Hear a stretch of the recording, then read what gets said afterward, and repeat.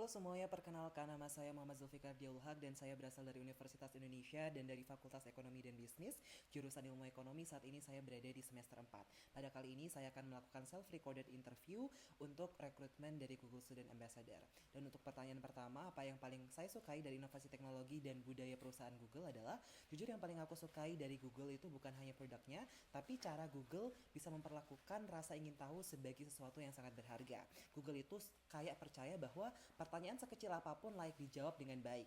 Dan itu nyambung sekali dengan aku sebagai anak ekonomi, karena ekonomi itu pada dasarnya ilmu tentang pertanyaan. Bagaimana kenapa harga naik, kenapa orang buat keputusan tertentu, kenapa kesenjangan itu bisa terjadi. Dan Gemini itu salah satu yang bikin aku makin ngerasain itu. Aku hampir setiap hari pakai Gemini buat bantu breakdown paper ekonomi yang cukup sulit dan cukup padat, yang dimana Gemini bantu aku berpikir lebih jauh dan lebih cepat. Dan untuk pertanyaan yang kedua, tag and chill event. Kalau aku bikin tag and chill event, aku mau buat satu sesi yang namanya Rose My Data, yang dimana jadi peserta datang bahwa bawa pertanyaan yang absurd dan iseng soal diri mereka sendiri. Seberapa boros aku punya YouTube, dan juga kenapa iklan Google selalu tahu aku lagi stres, dan kita jawab bareng secara langsung pakai Google Tools.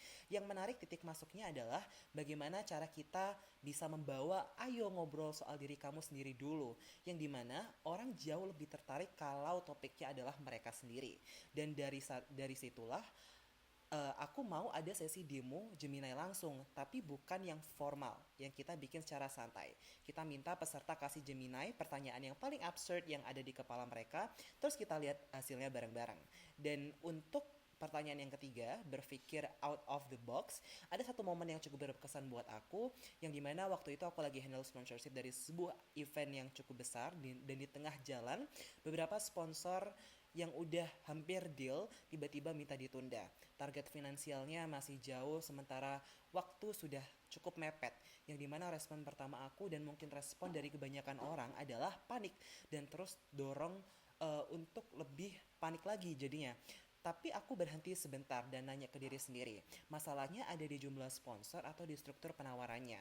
Waktu itu aku juga pakai Gemini dan untuk bantu lihat dari sudut pandang yang lain.